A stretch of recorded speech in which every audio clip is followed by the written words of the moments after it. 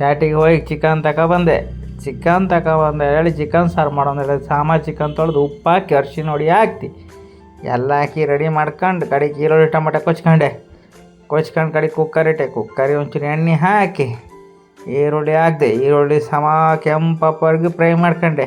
ಕೆಂಪಾಯ್ತು ಕೆಂಪಾದ್ರೆ ಮೇಲೆ ಟೊಮಾಟೊ ಹಾಕಿ ಫ್ರೈ ಮಾಡಿ ಕಡೆಗೆ ಅಂತ ಮಾಡಿದೆ ಚಿಕನ್ ಬೇಸಕ್ಕೆ ಹಾಕಿದೆ. ಚಿಕನ್ಗೆ ಒಂದು ಸ್ವಲ್ಪ ನೀರು ಹಾಕ್ತಾರ ಬೇಯ್ಕಲ್ಲ ನೀರು ಹಾಕಿ ಕಡೆಗೆ ಕುಕ್ಕರ್ ಮುಚ್ಚೆ.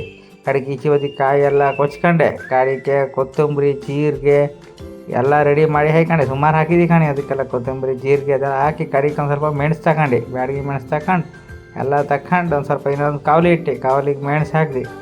ಕಡೆಗೆ ಎಲ್ಲ ಐಟಮ್ ಹಾಕಿದೆ. ಬೆಳ್ಳುಳ್ಳಿ ಕಡೆಗೆ ಅದೆಲ್ಲ ಕೊತ್ತಂಬರಿ ಅದು ಧನಿಯಾ ಅಂತಾರಲ್ಲ ಅದೆಲ್ಲ ಹಾಕಿ ಅಲ್ಲಾಡಿಸಿ ರೆಡಿ ಮಾಡಿದೆ ಮಿಕ್ಸಿ ಕಾಯಿ ಕಾಯಿ ಹೊಚ್ಚಿ ಹೊಡಿ ಈಗ ತುರ್ಮಣಿ ಇರಲಿ ಅದಕ್ಕೋಸ್ಕರ ಕಾಯಿ ಹೊಡಿ ಮಾಡ್ಕೊಂಡು ಎಲ್ಲ ರೆಡಿ ಮಾಡ್ಕೊಂಡೆ. ಕಡೆಗೆಲ್ಲ ಫ್ರೈ ಮಾಡೋದಕ್ಕೆಲ್ಲ ಅರ್ಧ ಚಿಕನ್ ಇದಕ್ಕೆ ಹಾಕಿದೆ. ಕಡೆಗೆ ಒಂದು ಸ್ವಲ್ಪ ಉಪ್ಪು ಹಾಕಲ್ಲ ಟೇಸ್ಟ್ ಬರ್ತದೆ. ಉಪ್ಪು ಕಡೆಗೆ ಕೊತ್ತಂಬರಿ ಸೊಪ್ಪು ಹಾಕಿ ಅರ್ಧ ಚಿಕನ್ ಬೆಂದು ಚಿಕನಿಗೆ ಹಾಕಿದೆ. ಎಲ್ಲ ರೆಡಿ ಮಾಡ್ಕೊಂಡೆ ಕೊದಿ ಒಂದು ಆಮೇಲೆ ಮೇಲೆ ಒಂಚೂರು ಕೊತ್ತಂಬರಿ ಸೊಪ್ಪು ಹಾಕ್ಕೊಂಡು ಕಟ್ ಮಾಡಿ ಅದೊಂದು ಸ್ವಲ್ಪ ಕೊತ್ತಂಬರಿ ಸೊಪ್ಪು ಹಾಕಿದೆ. ಹೆಂಗಾಯ್ತು ಸಾಂಬಾರು ಘಮ ಅಂತ